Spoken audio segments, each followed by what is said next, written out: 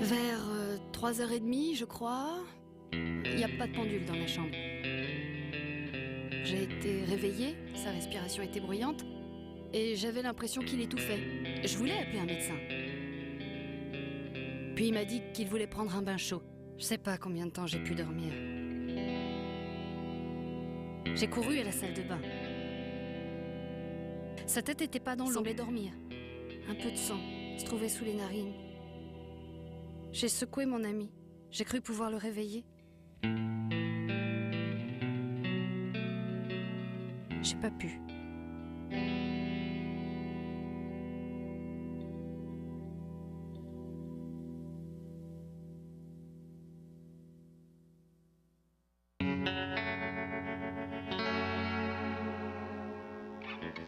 Pour moi, déjà, le groupe était un des meilleurs groupes que j'ai jamais connu.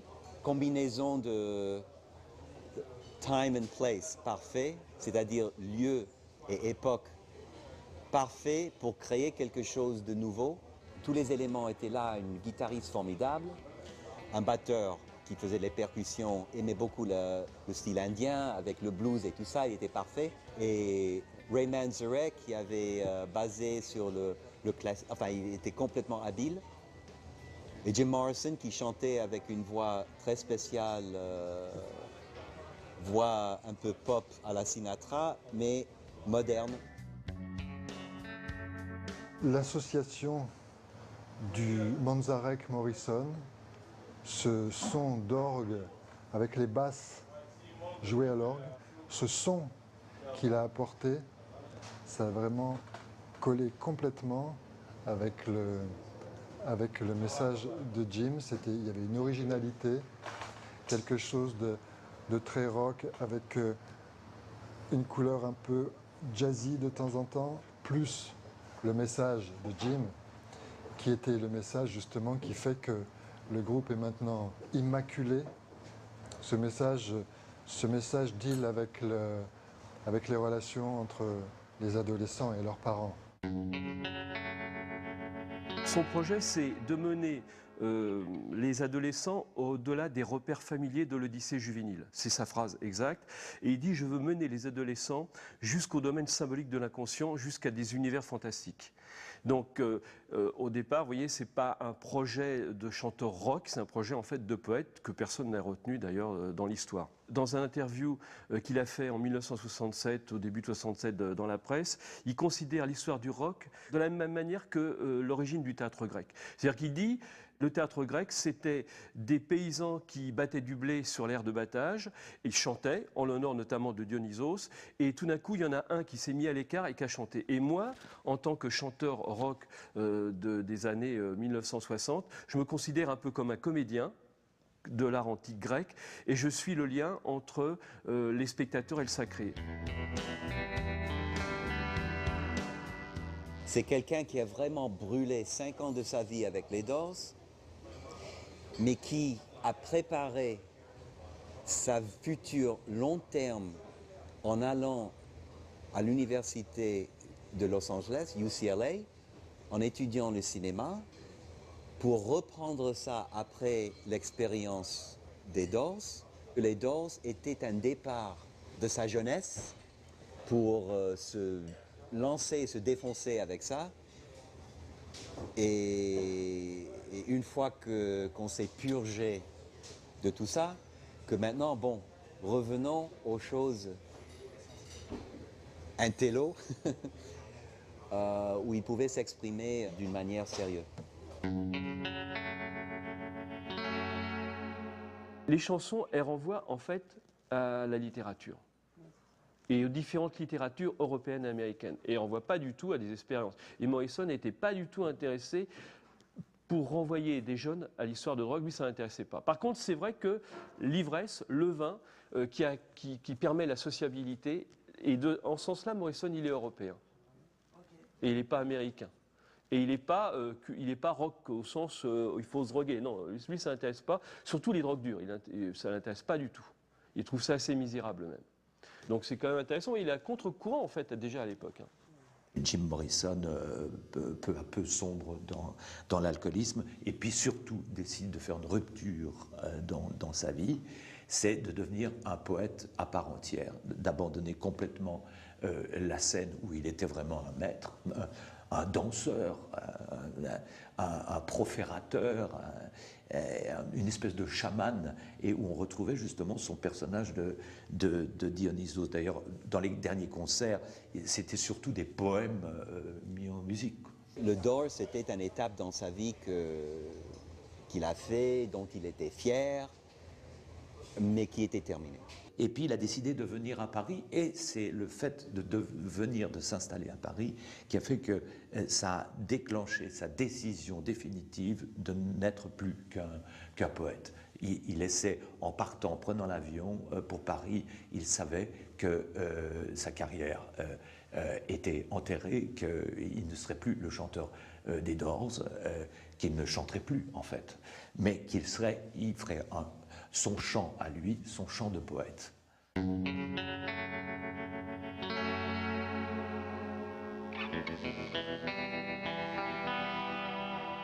Les Doors étaient un sujet tabou pour lui. Il voulait absolument pas en parler. Moi, je pense que pour lui, les Doors, c'était fini, qu'il avait envie de passer à autre chose. Et s'il était venu à Paris, c'était pour, d'une part, je pense, fuir le procès de Miami, parce qu'il risquait quand même gros, et il n'y avait pas d'accord d'extradition pour ce sujet entre la France et les États-Unis. Et puis aussi, il aimait beaucoup la France par rapport au cinéma, la Nouvelle Vague, Truffaut, Godard, etc. Et également la poésie française, Baudelaire. Jim Morrison arrive à Paris début mars. Il a quitté les États-Unis dans un contexte un peu particulier. Il est très usé moralement, il est fatigué. Ses relations avec les Doors sont dégradées. Ils ont terminé le dernier album et le contrat qui les liait avec Elektra. Arrivé à Paris, il rejoint Pamela qui était là depuis quelques jours avant. Donc Morrison arrive vraiment à Paris dans un désir de changement. Il veut se ressourcer, il veut faire oublier la rockstar et oublier lui-même qu'il est une rockstar. Pour lui, Paris est un retour aux sources. Paris représente la ville de tout son monde littéraire, tous les auteurs qui ont nourri son talent et son inspiration. Et alors Morrison, justement, il vient à Paris parce que l'architecture l'intéresse et parce qu'il y a tout un tas d'Américains, d'ancêtres américains, ou de poètes français comme Baudelaire qui ont habité. D'ailleurs, comme par hasard, il habite rue Beautrilly où habitait Charles Baudelaire. Je suppose que ce n'est pas un hasard.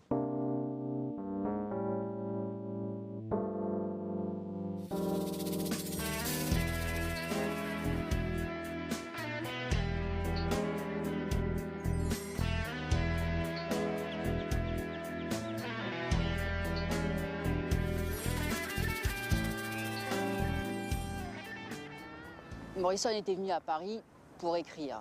Il ne savait pas exactement quoi, bien sûr de la poésie, peut-être un scénario, peut-être un roman, mais son but principal était d'écrire. On sait qu'il existe des carnets qui démontrent un petit peu l'ambivalence de Morrison à Paris, c'est-à-dire un côté joyeux, un côté inspiré et un côté très noir. Il écrivait « Le futur est incertain, la fin est toujours proche ». On avait l'impression que cette phrase était prémonitoire dans les quelques mois à Paris. Certains poèmes annoncent pratiquement son décès, comme si c'était son destin et qu'il le savait.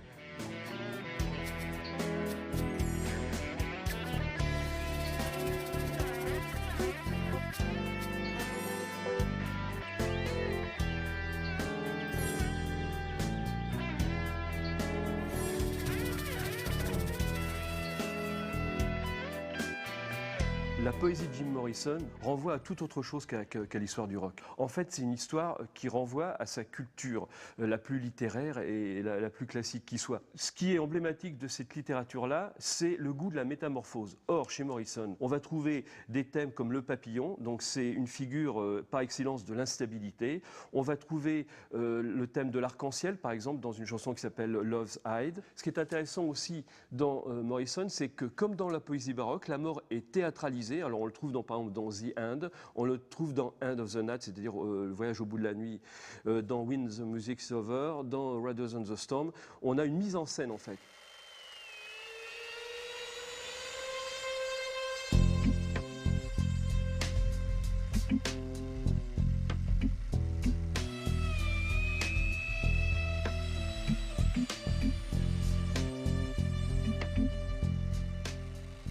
Jim Morrison rejoint Pamela à l'hôtel Georges V, qui s'est chargé de leur trouver un appartement dans Paris. Elle a pu obtenir l'appartement d'une actrice française de second rôle qui s'appelait Zozo à l'époque, un 3 pièces rue Beautreilly qui se trouve au 3e étage. Un appartement ancien, plutôt cossu, en plein Paris, dans un quartier calme, retiré, près de tous les quartiers touristiques et de tous les quartiers représentant les figures littéraires de Morrison. Zozo m'a présenté Pamela. Et un jour, Pamela, quand Jim est arrivé à Paris, elle me l'a présenté par hasard dans la rue, on s'est croisés. Et voilà, je te présente Jim. Et moi, je n'avais aucune idée qui était Jim Morrison. Après, j'ai réalisé l'étendue de mon ignorance.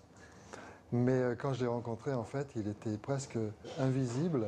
Il était très simple, très calme, tranquille.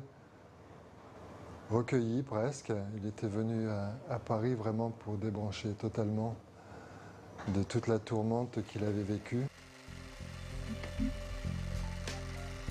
Comme j'étais pas du tout un fan à l'époque, on a eu des contacts très faciles et directs. Si on me l'avait présenté et que je lui ai embrassé les pieds et que vraiment Jim, ça aurait été différent sûrement, mais bon, on a eu des relations normales entre guillemets. En fait, je sortais d'un très grave accident de moto. Je sortais d'un coma un mois auparavant. Donc j'étais en train de récupérer petit à petit. Et j'ai rencontré Jim dans ce contexte-là. Donc j'étais assez fragilisé par cette histoire-là, très sensible.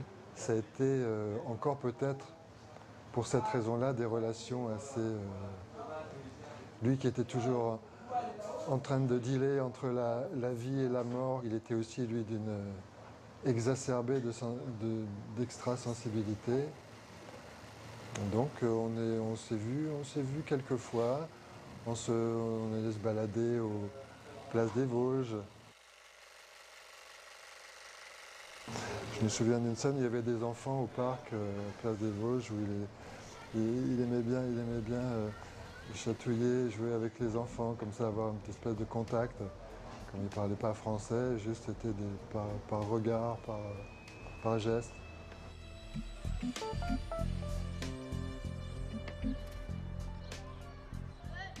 C'était vraiment une étoile filante dans ma vie et le peu de fois où on s'est vu, c'était en même temps intense parce que lui était quelqu'un que je n'avais pas remarqué au début mais qui trimballait en lui une vraie histoire, une vraie souffrance, une déchirure. Et une grande douleur, et ça se sentait vraiment dans sa façon d'être. Et puis on se baladait sans rien dire souvent, et puis quelquefois on rigolait sur un truc. C'était une très bonne rencontre. Je me souviens, c'est cet état de calme, de recueillement et d'intérieur. On avait l'impression qu'il était venu ici dans l'esprit vraiment de se reconstruire ou de se retrouver d'une certaine manière. Et c'est vraiment ce que ça dégageait.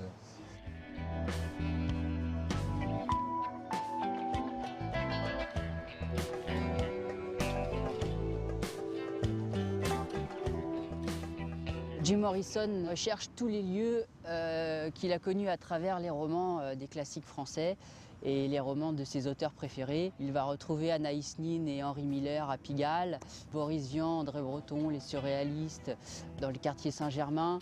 Pour lui, c'est vraiment une source d'inspiration, un retour aux sources. Ce dont il rêvait, en fait, c'était vivre avec ses héros littéraires.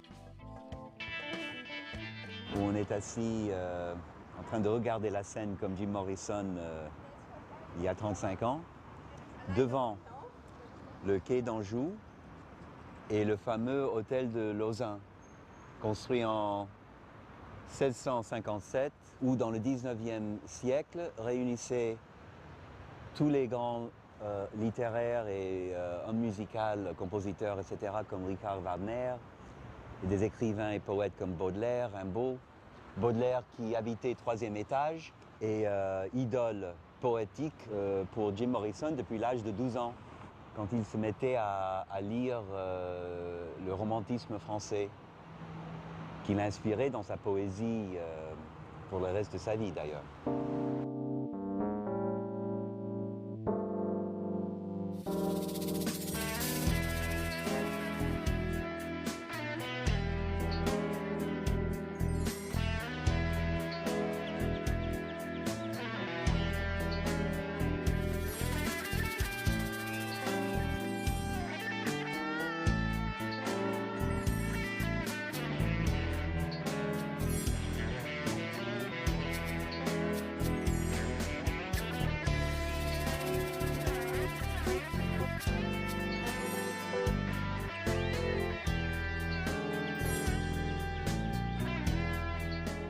C'est quelqu'un qui m'a offert un gros bouquin, gros comme ça, avec marqué Jim Morrison, poésie. Une chose que je ne connaissais pas. Je connaissais Jim Morrison, le groupe, les Doors et tout ça. Et j'ai commencé à le feuilleter comme ça vaguement, ce bouquin. Et puis, tout simplement, j'ai commencé au bout d'un moment à lire les textes et je me suis aperçu que, malgré ce que moi j'avais comme espèce de passé par rapport à lui, qui était une chose, Morrison, le mythe désespéré et tout ça, qui était une chose extrêmement vivante, qui donnait beaucoup d'espoir et qui racontait que la vie, il suffit de la regarder un petit peu sous un autre angle pour que les choses puissent évoluer, quoi. Et au fur et à mesure où je me suis confronté à cette écriture-là, je me rendais compte que ce que racontait Morrison dans ses poèmes, c'était que tout simplement, il fallait se mettre un petit peu à un endroit décalé vis-à-vis du réel et qu'au final, le monde pouvait nous appartenir à partir du moment où, comme il disait, c'est dans le nom du groupe, hein, on enlevait les œillères et puis on regardait devant d'une façon un peu différente, quoi. Comme il étudiait en art et étudiait en cinéma en particulier, forcément s'oppose à lui le problème de qu'est-ce que c'est que la vision et qu'est-ce que c'est que le cinéma. Et à partir de là, si vous voulez, il développe l'idée que le cinéma et la télévision en particulier sont des moyens, des médias qui ont fait perdre le sens de la perception aux spectateurs qu'il appelle les nouvelles créatures, c'est-à-dire des gens en fait qui restent inertes et passifs. Il dit le monde est divisé en deux, il y a d'un côté les acteurs, c'est-à-dire ceux qui créent, et puis il y a ceux qui regardent. Il est absolument obsédé par la vacuité, le vide des images. Et donc ça ne devrait pas tellement nous étonner parce que c'est ce qui nous arrive à nous aujourd'hui.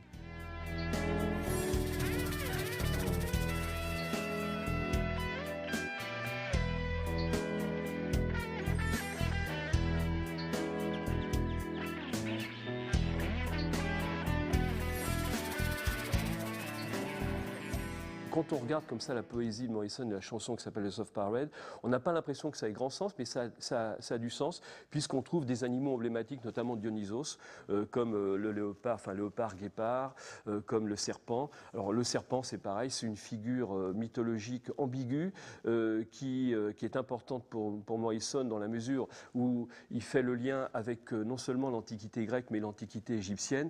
Donc ce serpent, c'est si vous voulez, l'archétype du monde de l'engloutissement, mais c'est aussi la renaissance. Et chez Morrison, le but, c'est de renaître à la vie par la redécouverte de la nature et des anciens. Il est obsédé par le thème de l'aube de l'humanité, des vieilles civilisations qu'il faudrait retrouver pour retrouver de l'harmonie dans le monde.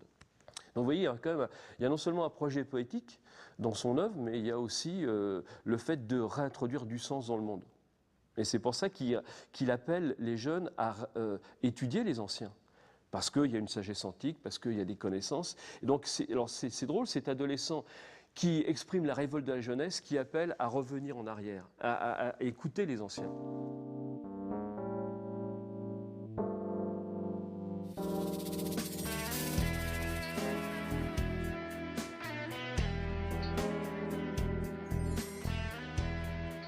Je me suis dit, tiens, c'est marrant, Morrison, ces textes, moi, perso, je les ai jamais entendus à Paris. Et puis je me suis un peu renseigné, on m'a dit, bah ouais, effectivement, la poésie de Morrison n'a jamais été racontée, transmise à un public. Je me suis dit, c'est une chose où on est touché, où on n'est pas touché, c'est pas un texte de théâtre où il y a une distribution de rôles, tout ça.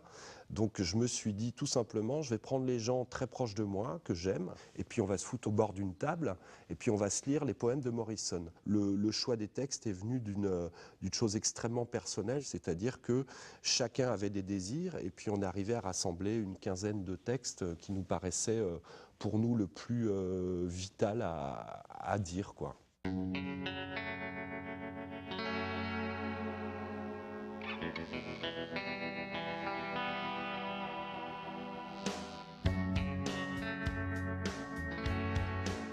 La proposition que moi j'avais fait à l'équipe artistique, c'était reprenons un petit peu ce que raconte Morrison, où il nous raconte qu'il faut un petit peu casser les barrières, se révolter. Et par rapport à ça, la première chose qu'on a fait, en fait, c'est qu'on a travaillé pendant une semaine dans le noir, dans cette salle précisément. Les acteurs, je leur avais demandé d'apprendre beaucoup de textes de Morrison, et ils disaient les mots très longtemps, pendant 2-3 heures comme ça, à haute voix, en boucle. Donc on commençait à rentrer dans une espèce de délire, une espèce de transe de mots, traversée par les mots de Morrison. Et après je disais, maintenant silence, voyez comment votre corps, il va se promener là, comment vous allez vous regarder, tout ça. Donc il y avait transformation chez l'acteur par rapport à des mots. C'est-à-dire les acteurs se regardaient, mais ne se regardaient absolument plus de la même façon. C'était comme s'ils s'étaient fait un gros shoot d'une certaine façon de mots, quoi.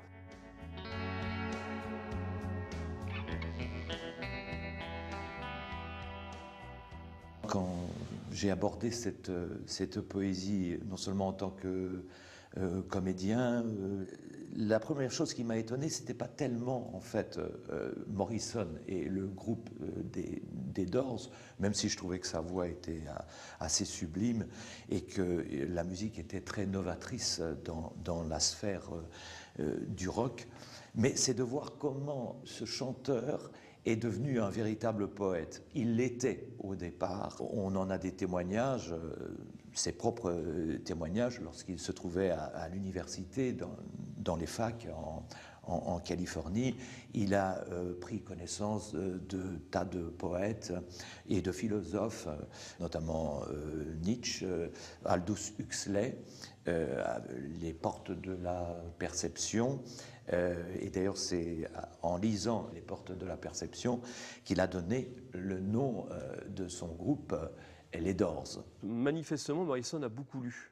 Il a beaucoup lu des choses très précises. Dans son deuxième album qui s'appelle Strange Days, c'est-à-dire les jours étranges, c'est en fait le thème de l'étrangeté, c'est un thème typique grec ancien, c'est-à-dire de Dionysos, celui qu'on va appeler aussi Bacchus chez les Romains. Donc c'est le dieu de l'étrangeté, le dieu de l'ivresse, le dieu du vin. Mais quand on boit du vin, on n'est plus totalement soi-même. On est étranger à soi-même. La preuve, c'est quand on est ivre, on se contrôle absolument plus. Donc si vous voulez, le but, c'est d'arriver à l'ivresse mystique. Et alors, ce qui est étonnant, c'est de voir que dans le théâtre dionysaque qui a été introduit par Pisistrate au VIe siècle avant Jésus-Christ, on trouve l'idée suivante, ce qu'il faut être ivre pour chanter les louanges de Dionysos. Morrison, de cette manière-là, nous indique quel est son projet poétique. Il nous donne des clés pour ouvrir les portes, d'où le titre The Doors, les portes. C'est bien sûr les portes de la perception, mais pas uniquement, c'est surtout les portes de la connaissance.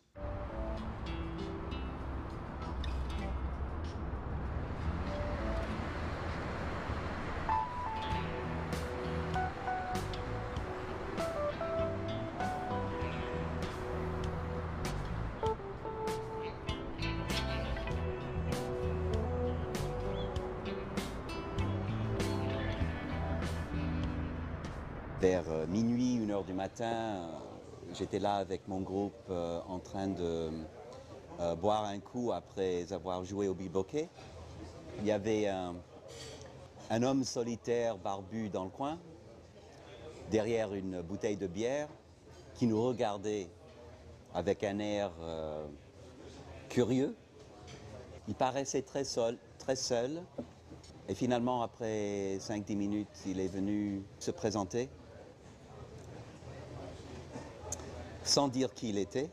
Et nous, on ne savait rien, parce que la dernière fois que j'ai vu une photo de lui, il n'avait pas la barbe. On a commencé à parler, bavarder, etc.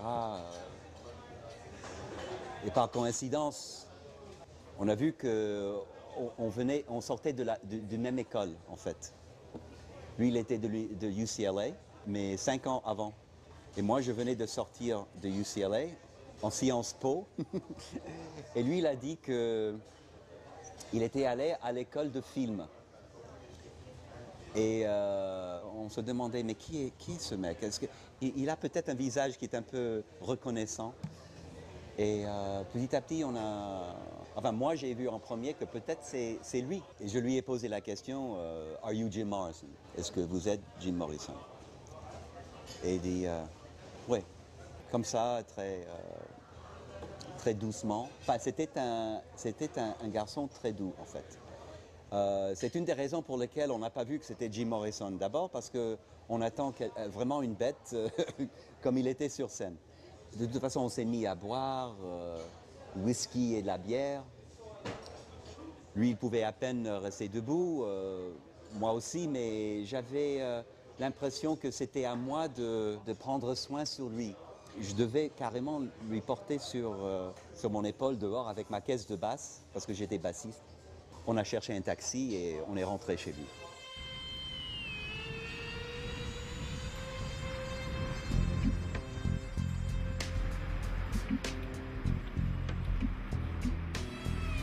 Les choses qu'on avait en commun ensemble, c'est d'abord qu'on était américains à Paris. On a ressenti non seulement la France et Paris, mais Saint-Germain-des-Prés, toute l'atmosphère, l'ambiance fantastique, créative d'être là pour se mettre au café avec cette ambiance presque intellectuelle où on peut trouver une sorte de solitude, où on peut penser aux choses créatives. Je l'ai ressenti complètement différent de mon image de lui avant. C'est-à-dire qu'il a voulu se transformer de musicien en poète, en fait. Pour moi, c'était quelqu'un qui était brûlé, complètement terminé en tant que musicien. Il ne pouvait plus chanter. Il était quelqu'un qui donnait l'impression d'être plus intellectuel qu'un musique de rock, qui faisait un tabac sur scène ou qui faisait scandale. J'ai su après, en apprenant ou en lisant sa poésie après, American Prayer, qui l'a influencé. Pour moi, il était très influencé techniquement dans la forme de Jack Kerouac. D'autre part, pas dans la forme immédiate, mais peut-être conceptuellement, de Rimbaud et Baudelaire. Une autre raison pour laquelle il est venu en France.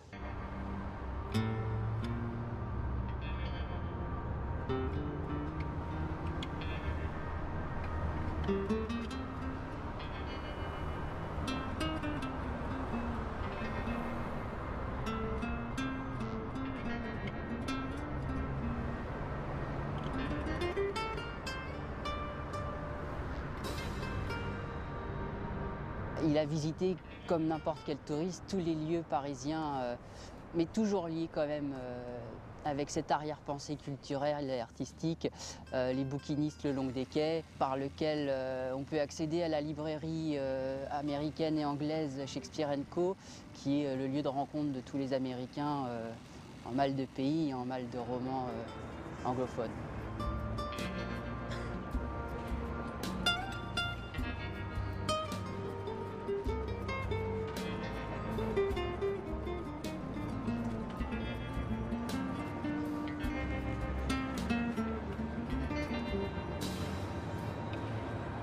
Jim Morrison donc, habitait 17 rue Beautreilly, mais la propriétaire, entre deux tournages, revenait de temps en temps. Et à ce moment-là, ils étaient obligés de se loger ailleurs et c'était l'occasion pour eux d'aller à l'hôtel des Beaux-Arts, hôtel que Morrison avait déjà fréquenté une année auparavant, qui est l'hôtel où Oscar Wilde est mort. Donc toujours une référence littéraire qui était pour Morrison l'essentiel dans sa recherche de retour aux sources à Paris.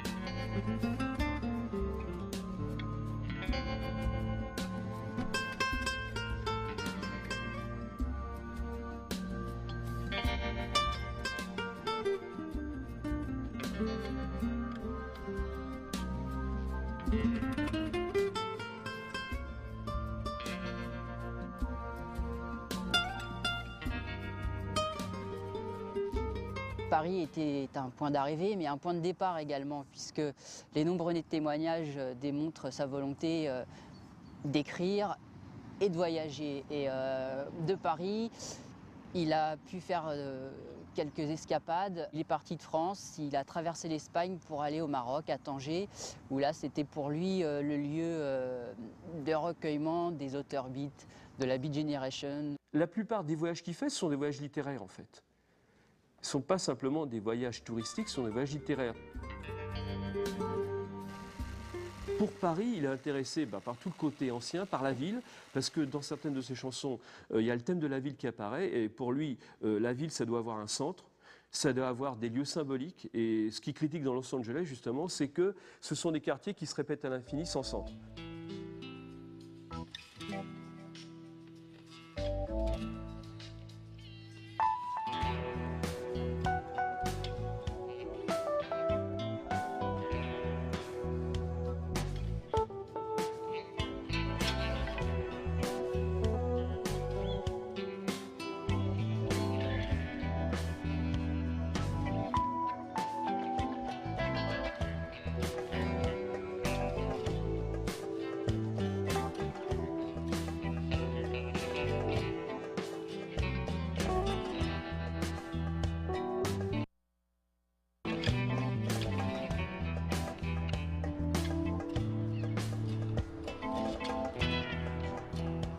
Il souhaitait baisser sa consommation d'alcool à Paris, il voulait vraiment changer d'image et changer de vie. Malheureusement, Paris, c'est également un lieu, contrairement aux États-Unis, où il y a de nombreux bars et où la culture de l'alcool n'est pas la même. Pamela avait également des problèmes d'héroïne, qu'elle cachait à Morrison, et c'était une cause de leurs nombreuses disputes, puisqu'il était contre cette drogue. Même s'il en a pris beaucoup dans sa vie, c'est l'une des seules qu'il ne défendait pas. À partir de ce moment-là, il s'est retrouvé souvent seul. Donc il allait voir quand même les amis qu'il connaissait à Paris, Agnès Varda, Alan René, mais ça ne suffisait pas tout à fait à combler sa solitude. Il manquait aucune occasion de pouvoir discuter avec des Américains qui parlaient sa langue, mais en même temps, la contrepartie, c'est que les Américains qu'il connaissait voyaient en lui la rockstar qu'il voulait oublier. Donc tout ce contexte un petit peu paradoxal l'a enfoncé dans une espèce de déprime qui l'a amené à reboire de façon un peu plus importante vers la fin de sa vie et les dernières semaines.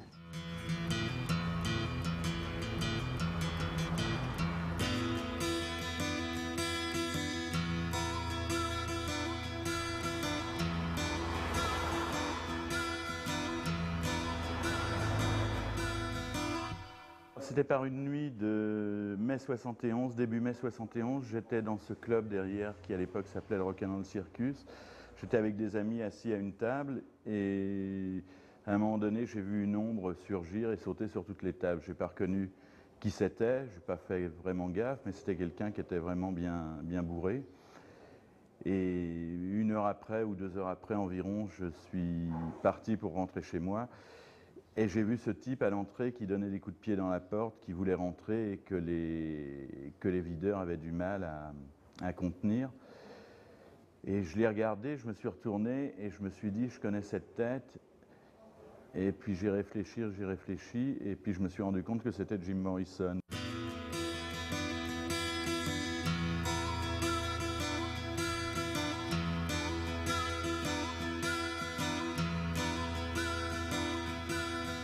Je l'ai appelé, il est venu vers moi en disant « Yeah !» Et puis là, je me suis dit, qu'en faire? À l'époque, j'habitais chez mes parents, je me voyais mal ramener ce gars bourré. Donc je réfléchis et je me suis dit que le mieux, c'était que je l'amène chez Hervé Muller, qui est un ami et qui était rock critique à l'époque. Donc il n'avait pas le téléphone, je ne pouvais pas le prévenir.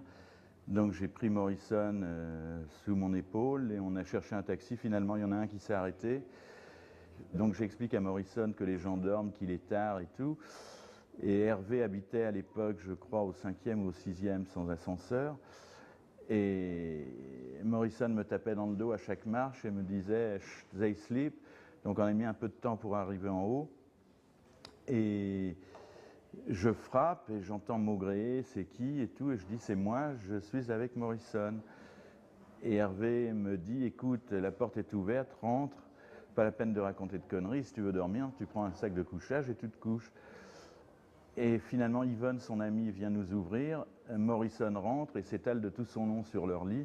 Et finalement, ce sont eux qui ont dû dormir dans un sac de couchage.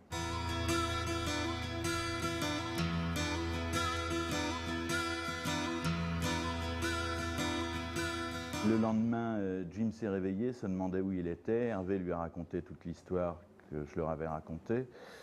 Et il a décidé de les emmener prendre le petit déjeuner. Ils ont trouvé un bar qui s'appelait le bar Alexandre, avenue Georges V, bar qui n'existe plus maintenant. Et au petit déjeuner, il s'est commandé une bouteille de Chivas et c'était reparti pour un tour. Il était de nouveau bourré.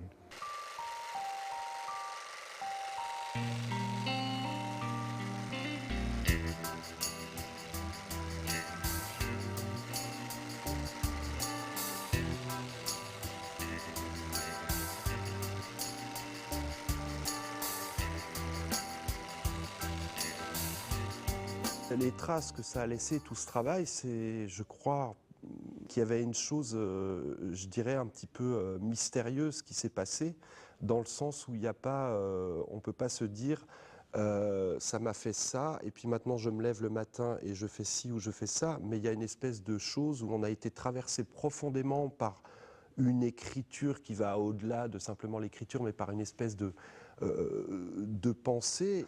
Et c'est vrai que moi, quand j'ai quelques conversations avec des gens un petit peu plus jeunes, je ne vais pas citer Morrison dans une conversation, mais il est vrai qu'il est vachement présent, où je sens, et je pense que je ne l'aurais pas éprouvé avant, c'est à nous de décider les choses. Enlevons les œillères, on a tous notre destin en main.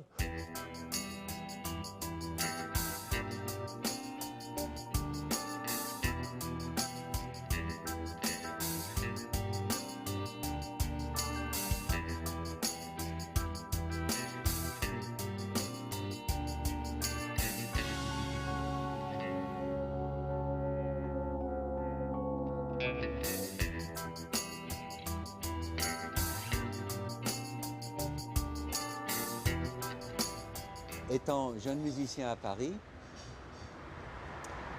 dont mon père travaillait à l'ambassade américaine, j'avais des cheveux longs jusqu'aux épaules et pour moi, Morrison était la version, disons, connue et réussite dont je rêvais d'être.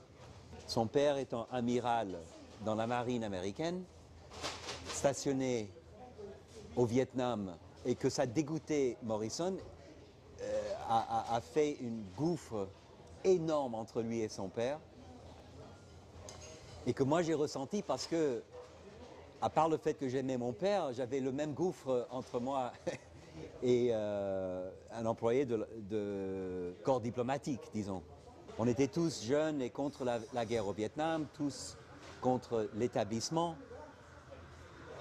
Et que Morrison représentait exactement une sorte d'idole musicale, politique, intellectuelle, etc. J'ai ressenti de plus en plus après sa mort, jusqu'à ce jour, l'importance qu'il avait sur moi. Et quand je suis allé à visiter pour la première fois l'année dernière son tombeau, j'ai ressenti presque avec un magnétisme physique, sa présence, tellement je le trouve vivant et important, et pour moi il est toujours là, je ressens sa présence.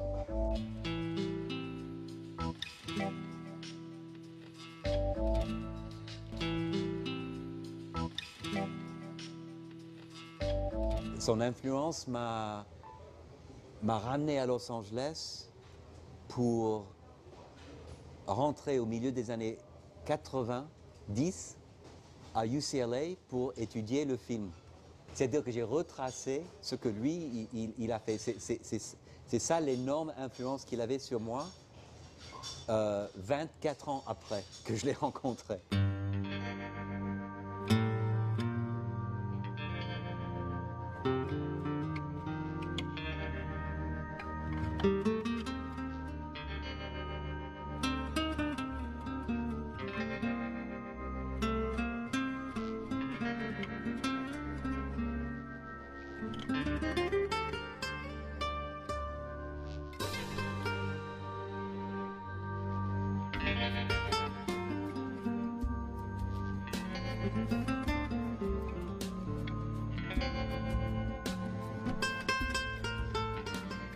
Il a certainement eu pas mal d'inspiration au départ, mais la solitude et les relations avec Pam se dégradant, on peut penser que dans ces périodes de déprime, il n'écrivait plus grand-chose. Donc c'est un petit peu un semi-échec, on va dire, pour Morrison, Paris. Et c'est peut-être aussi ce qui a engendré sa mort.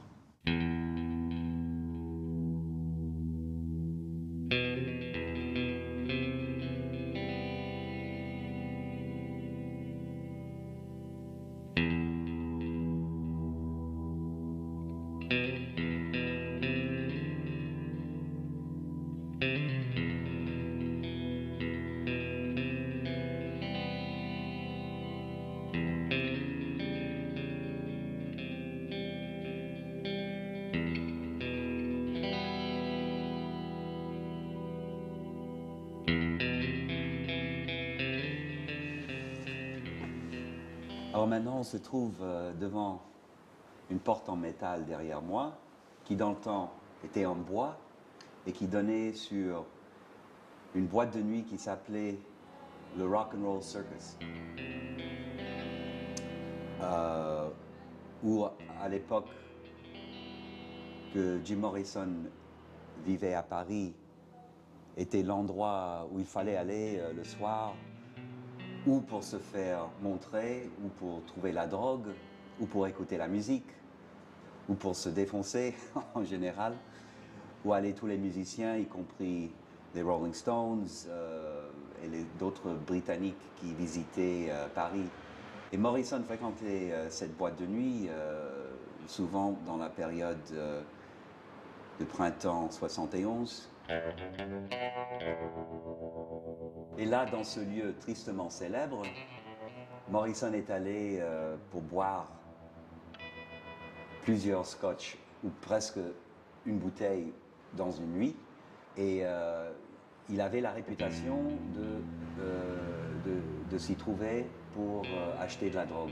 Et personnellement, j'ai pas eu l'impression que j'étais avec quelqu'un qui prenait ou même qui pensait à la drogue. D'abord parce que j'étais un musicien à l'époque, il aurait pu me demander où il aurait pu en procurer, et il n'en parlait même pas, et il n'en prenait pas. Il ne faisait que de boire. L'hypothèse qu'il est mort ici, par terre, dans le WC du Rock and Roll Circus, pour moi, n'est pas trop crédible. Il y en a d'autres qui disent que il est toujours vivant et qu'il se cache quelque part, qui est pour moi complètement ridicule. Alors, l'hypothèse qui est généralement acceptée est qu'il était chez lui après d'avoir vu un film au cinéma et qu'il est rentré que peut-être par accident il a pris une substance qui traînait dans l'appartement, mais qu'il n'y a pas de preuves. À mon avis, c'est peut-être ce qui est le plus crédible, en fait, qu'il a tellement bu qu'il ne savait pas ce qu'il faisait, et par hasard, il a trouvé quelque chose sur la table, et ce n'était pas ce qu'il pensait, et que c'était trop fort. Il était très malade, il ne pouvait presque plus chanter, il toussait beaucoup à cause des cigarettes, l'alcool, il avait des problèmes d'asthme, combinaison de médicaments, alcool, bon, c'était un mélange fatal. Pour moi, c'était la cause de sa mort. Alors, ce qui a été dit par Pamela et ce qui est écrit dans le procès-verbal, en fait, est pour moi l'histoire ou l'hypothèse le plus proche à la vérité.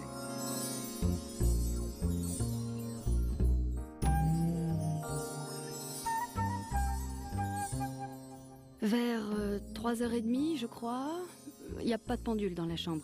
Je me suis pas inquiétée de l'heure, j'ai été réveillée par le bruit que faisait mon ami en respirant. Sa respiration était bruyante. Mon ami m'a dit qu'il se sentait bien, qu'il ne voulait pas voir de médecin. Puis il m'a dit qu'il voulait prendre un bain chaud. Je sais pas combien de temps j'ai pu dormir. Je me suis réveillée en sursaut. J'ai couru à la salle de bain. J'ai vu que mon ami était encore dans la baignoire. Sa tête n'était pas dans l'eau, il semblait dormir. Sa tête était appuyée contre le rebord de la baignoire. Un peu de sang se trouvait sous les narines. J'ai secoué mon ami. J'ai cru pouvoir le réveiller. J'ai pas pu. Quand ils ont découvert donc le corps de Morrison, la première chose qu'ils ont faite, c'est effectivement de le sortir, si j'ai bien compris, de la baignoire, le nettoyer, l'essuyer. Donc déjà, on a des indices qui disparaissent fatalement puisqu'il n'est plus sur la scène du crime, on va dire. On aurait dû faire les premières constatations sans bouger le corps, sans toucher à rien, pour constater l'état de la baignoire, puisqu'il a vomi du sang, et on aurait peut-être trouvé quand même des indices qui auraient permis d'orienter le diagnostic de la mort.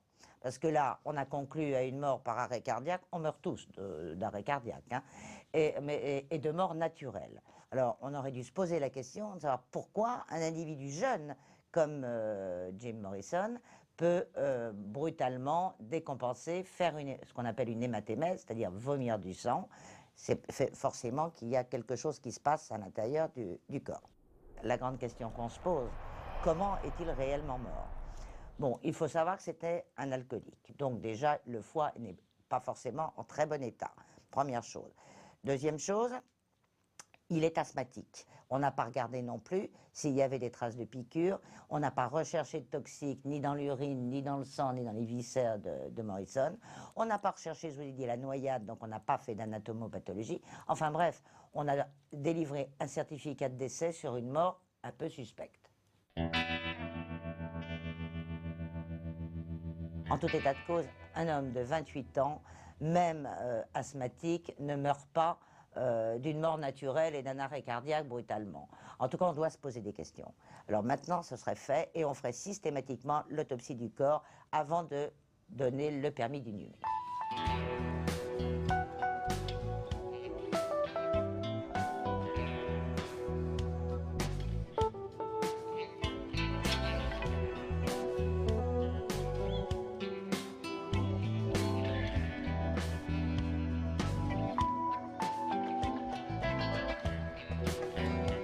On peut se poser la question pourquoi Morrison est un mythe, c'est qu'il est mort jeune.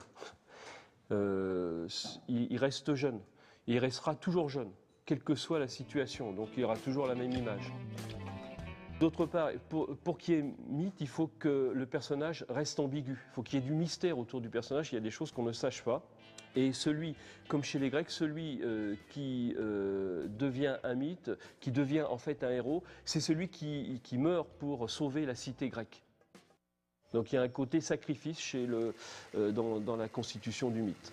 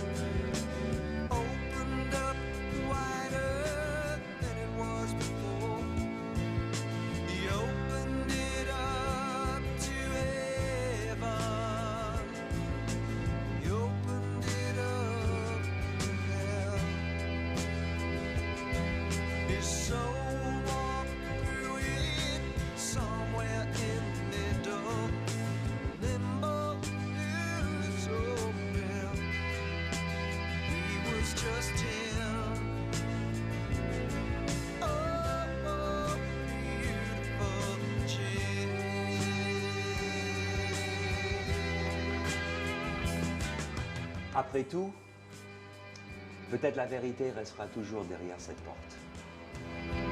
He was adored, but superstardom left him cold and made him kind of bored.